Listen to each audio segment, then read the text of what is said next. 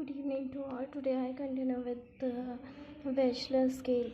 यहाँ तक कंप्लीट हो गया था कि टाइप्स ऑफ वेशलर स्केल 3 टाइप्स में उसने कौन से क्लासीफाई किए थे बता दिया था। इसके बाद नेक्स्ट पॉइंट लिखा है, in 1939 Wechsler meets a modification of Terman's formula. जो टर्मन्स ने IQ का फॉर्मूला दिया था उसमें मॉडिफिकेशन किया था किसने, वेशलर ने।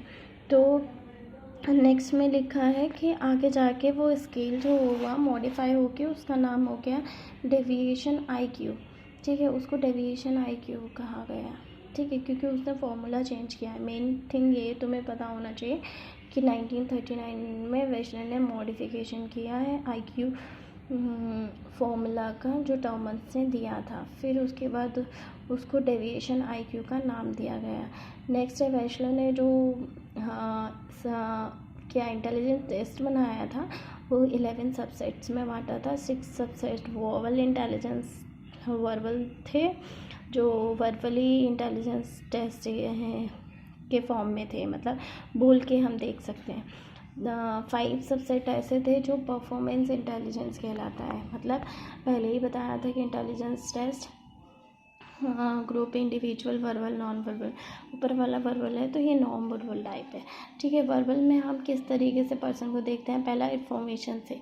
इन्फॉर्मेशन में मतलब ये है कि क्या करेंगे, हम उससे क्वेश्चंस को पूछेंगे, वो क्या आंसर कर रहा है तो हमें उससे पता चलेगा, उससे टेस्ट करेंगे। कॉम्प्रिहेंशन में क्या है, एक कंडीशन दे देंगे पर्सन को जिसको भी हम टेस्ट कर रहे हैं और फिर उसका रिस्पांस पूछेंगे कि वो क्या करेगा।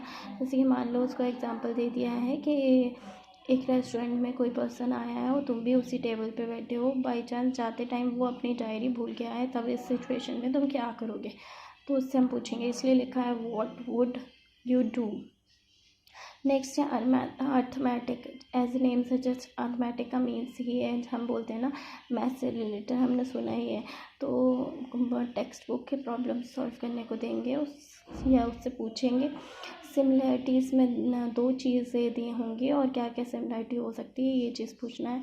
डिजिट स्पैन में क्या है, उसको नंबर्स बोलने के लिए देना है और फिर देखना है वो नंबर्स को बार बार रिपीट कर रहा है या नहीं। ये चीज़ हो जाता है कभी कभी।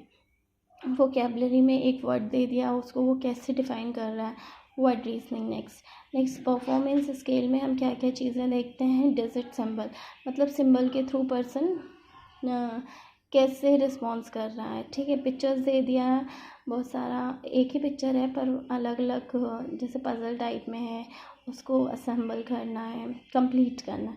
ब्लॉक्स दिया है, ब्लॉक से एक डिज़ाइन बनाना है। पिक्चर अरेंजमेंट वैसे ही है कि मान लो अलग अलग मिक्स है, एक ही पिक्चर बनाना है उसको अच्छे से अरेंज करके।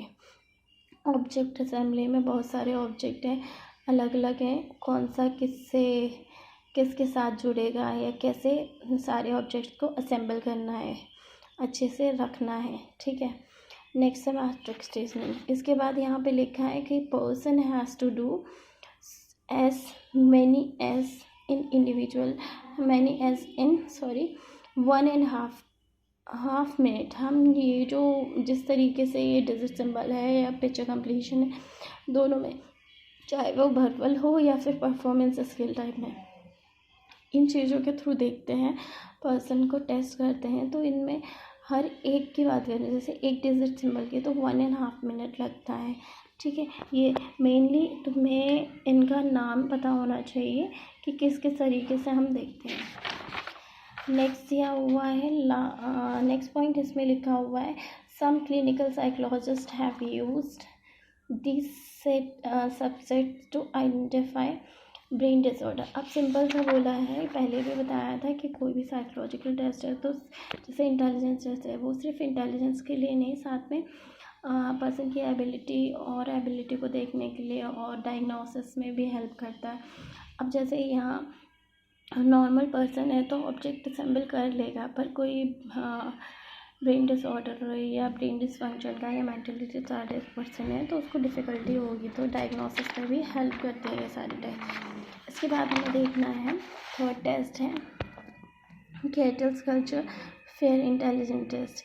इसमें क्या है, ये टेस्ट अब भी बोला कि इंटेलिजेंस टेस्ट ग्रुप में और इंडिविजुअल भी कर सकते हैं। ये एक ऐसा टेस्ट है इंटेलिजेंस टेस्ट का जो ग्रुप में भी यूज़ होता है, इंडिविजुअल में भी यूज़ होता है। ठीक है, अब ये डिपेंड करता है कि किस टेस्ट में कितना टाइम लगेगा, वो उसके स्केल पे डिपेंड करता है। ठीक है, 3 टाइप्स ऑफ स्केल बनाए थे उसने। एक स्केल है जो 4 to 8 ईयर्स के चिल्ड्रन में यूज़ होता है।